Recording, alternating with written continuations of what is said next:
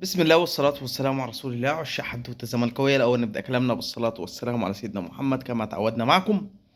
اللهم صل على محمد وعلى آل محمد كما صليت على إبراهيم وعلى آل إبراهيم إنك حميد مجيد، وبارك على محمد وعلى آل محمد كما باركت على إبراهيم وعلى آل إبراهيم في العالمين إنك حميد مجيد. اللهم صل وسلم وزد وبارك على سيدنا محمد عدد ما ذكره الذاكرون وغفل عن ذكره الغافلون. اللهم صل وسلم وزد وبارك عليك يا حبيبي يا رسول الله. صل على حبيبك محمد، اعمل اللايك، الاشتراك في القناة. الموضوع مش هياخد من حضرتك ثانية بالظبط. تعالى نخش في موضوعاتنا على طول. ناس بتقول هو ازاي نهائي الكونفدرالية يتلعب بدون جمهور؟ يعني اتحاد العاصمة ازاي هو ينفع، او هل ينفع ان اتحاد العاصمة يلعب بدون جمهور؟ لا اله الا الله. مش عقوبة؟ هي مش عقوبة؟ هو الجمهور ده مش غلط؟ مش اللي أخطأ يعاقب؟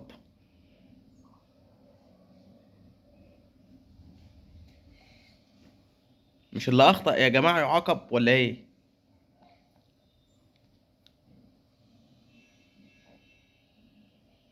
فهنشوف عقوبات الاتحاد الأفريقي الكاف ضد اتحاد العاصمة.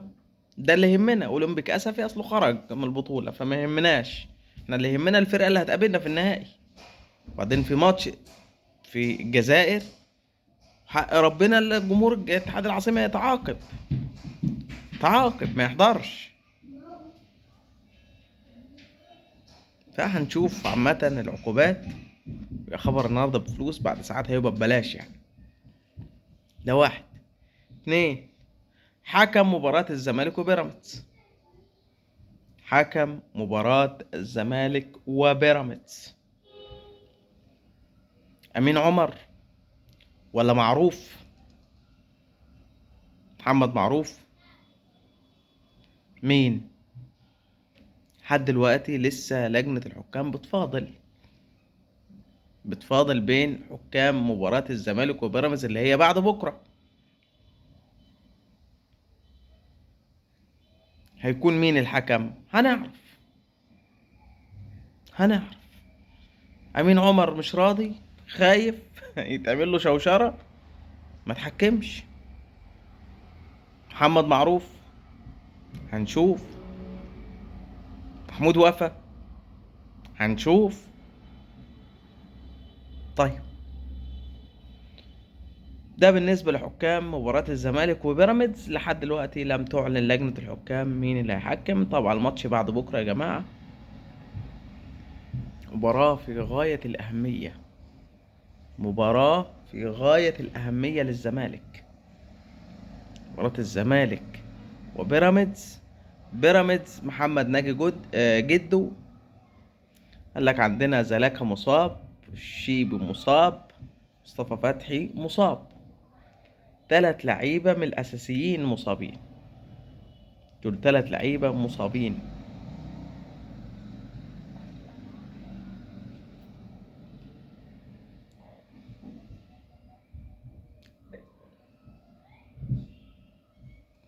فهل يكون واحد منهم أو دي مناورة من بلد؟ طب مصطفى فتحي واحنا عارفين إنه عمل عملية كسر في الترقوة، ربنا يشفيه ويعافيه. لكن هل آه مصطفى اسمه زلاكا والشيبي مش هيلعبوا؟ هنشوف. الأهلي عنده ضربة موجعة، صدمة مدوية في الأهلي، وهو اللاعب يوسف بالعمري. الباك ليفت بتاع الأهلي ده اتصاب، وألف سلامة عليه. ألف سلامة عليه.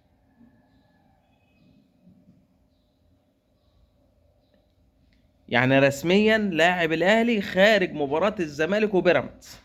لا هيلحق ماتش الزمالك، ماتش القمة بين الأهلي والزمالك، ولا هيلحق ماتش بيراميدز. ماتش بيراميدز الأول وبعد كده ماتش الأهلي والزمالك يوم 2 مايو. فيوسف بالعمري يعتبر الموسم بتاعه انتهى يعني. إصابة قوية تحتاج فترة. فيوسف بالعمري أصيب، ألف سلامة عليه. اوعى تشمت اصابه حد، في مرض حد، في موت حد. اهو يوسف العمري لاعب في النادي الاهلي، بقول له الف سلامه عليك، ربنا يشفيك ويعافيك ويشفي كل مريض. فانا بقول لك خبر طازه لسه، يوسف بالعمري يعني موسمه انتهى خلاص مع الاهلي. طيب احمد شوبير طالع،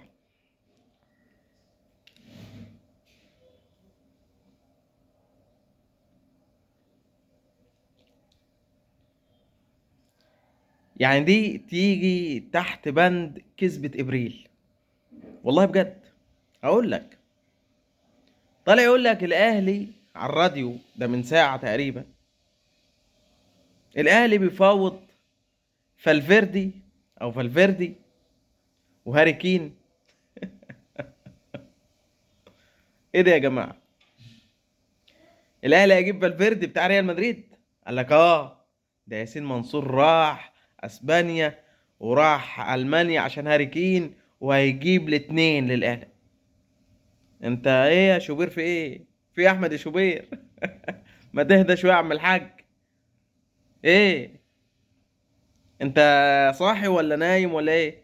قال لك انا بتكلم جد، ده مقتنع بكلامه وبقول لك انا بتكلم جد مش بهزر.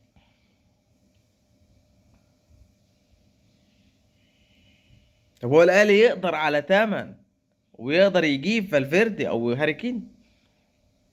احمد شوبير اللي طالع يا جماعه النهارده، انا مش بقول لك حدوته، ارجع يا باشا للفيديو بتاع احمد شوبير واكتب شوبير وفالفيردي وهاري كين، وبيتكلم جد. يقول لك الاهلي بيبقى ماشي، هات فالفيردي وهات هاري كين وهات رونالدو وهات ميسي وهات يا عم اللي عايز تجيبه هاته، وهات لامين يامال وهات اللعيبه دي كلها، هات يا باشا. مش تقدر؟ هات، هات. ده الموضوع شطح معاهم قوي. عجبني قوي فرح علي، شفت لها فيديو، ونيرها الاحمر مسكوا ياسمين عز سووها على الجنبين.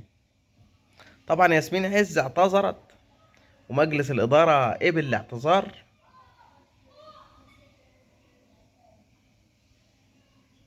وسحب الشكوى اللي كان مقدمها ضدها في المجلس الاعلى للاعلام، سحبها. طب ما الاهلي وهاني حتحوت، الاهلي مقدم بلاغ للنائب العام في هاني حتحوت، ومقدم شكوى للمجلس الاعلى للاعلام في هاني حتحوت، وهاني حتحوت طلع واعتذر وعمل بيان مره واثنين وثلاثه، والاهلي ما سحبش حاجه. ليه انتوا في ثانيه كده ياسمين عز قالت ببارك يا ستار يا رب؟ المهم، فراح الزمالك سحب الشكوى من ضد اللي كان عاملها ضد المذيعة اللي اسمها ياسمين عز دي. بس فرح علي روقتها، روقتها، روقتها بصراحة، هي ونيرة الأحمر. أول ما نتكلم في القصة دي العبد لله بفضل الله، بتاعت ياسمين عز دي. ليه؟ كان الحلقة بتاعتها سمعت الفيديو جو قدامي فطلعت يومها واتكلمت. طيب، فشوبير بيقول لك فالفيردي وهاري كين، ماشي، ماشي يا شوبير. مهيب عبد الهادي من الناحية التانية يقول لك الأهلي خلص أول 3 صفقات: مصطفى محمد، محمد عبد المنعم، وإبراهيم عادل. ده مهيب عبد الهادي طالع يقول الكلام ده النهارده على النادي الأهلي، وقال لك زيزو وإمام عاشور هيمشوا، الأهلي هيبيعهم.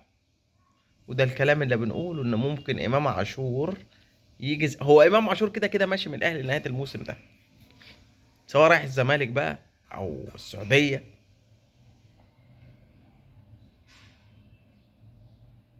الدوري السعودي يعني، او الدوري القطري او الدوري الامريكي او الدوري المصري عندنا، واتمنى يكون عندنا.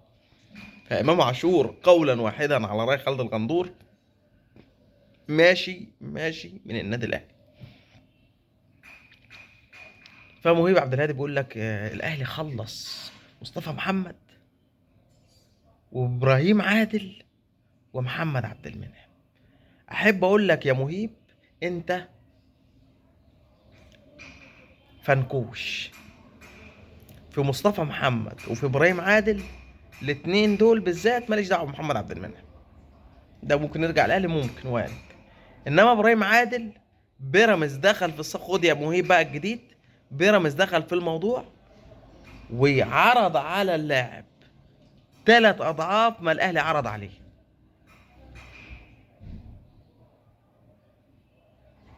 اسمع بقى يا مهيب، مصطفى محمد استحالة يلعب في الاهلي.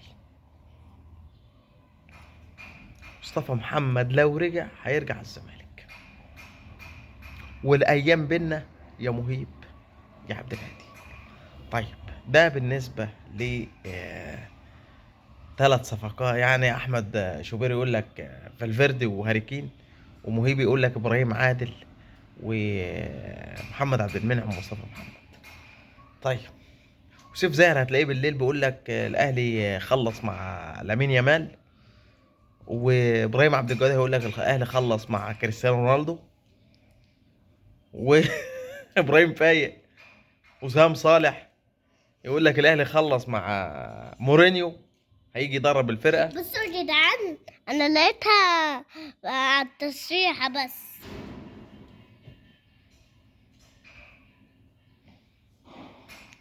معلش يا جدعان، ادم دايما ايه بيقتحم الفيديو كده، فمعلش. صلي على حبيبك محمد،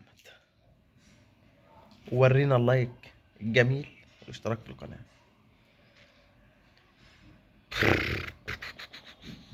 ممدوح عباس ومفاجأته للزمالك قبل مباراة الزمالك، قبل ماتش الزمالك وبيراميدز. ركز معايا بقى، ركز معايا قوي قوي قوي قوي. صلى على حبيبك محمد وركز معايا. صلي على حبيبك محمد صلى الله عليه وسلم. ممدوح عباس ضاعف المكافأة في ماتش بيراميدز والاهلي، لان الزمالك هيلاعب بيراميدز، بعد انبي، بعد الاهلي. فركز معايا. احنا قلنا ان اتحاد رجال الاعمال اللي هو عمرو الجنايني، الاتربي، ممدوح عباس، ايمن ممدوح عباس، مدحت العدل، الناس دي عملوا 200,000 جنيه مكافأة لكل لاعب، لكل لاعب في ال5 ماتشات الباقيين في الدوري. كل لاعب يعني في حالة الفوز بالزمالك على بيراميدز كل لاعب ياخد 200,000. انبي ياخد 200,000، الاهلي 200,000. لا، ممدوح عباس خلاها 300,000. 300,000 ماتش بيراميدز اللي جاي بعد بكرة، وماتش اللهم صل على النبي صلى الله عليه وسلم، وانبي والاهلي. ليه؟ ال3 ماتشات دول لو حسمهم الزمالك بالفوز، لو فاز ال3 ماتشات دول، توجنا رسمي يا باشا قبل نهاية الدوري بأسبوعين، بجولتين. فاكر وعلى رأي مدحت شلبي ونقول كل عام وأنتم بخير، وعلى رأي بلال علام نقول جملة الدوري في 100 عقبة. الدوري في 100 عقبة. طيب، فضاعف المكافأة لكام؟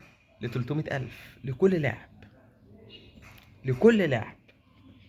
قصة مع احترامنا لياسين منصور، يحضر النهائي ما يحضرش النهائي الكونفدرالية، يلبي دعوة ممدوح عباس ما يلبي. هم أصحاب يا جماعة، أصل رجال أعمال. ممدوح عباس رجل أعمال ملياردير ربنا يزيده، وعندك ياسين منصور ده رجل أعمال كبير يعني معروف جدا.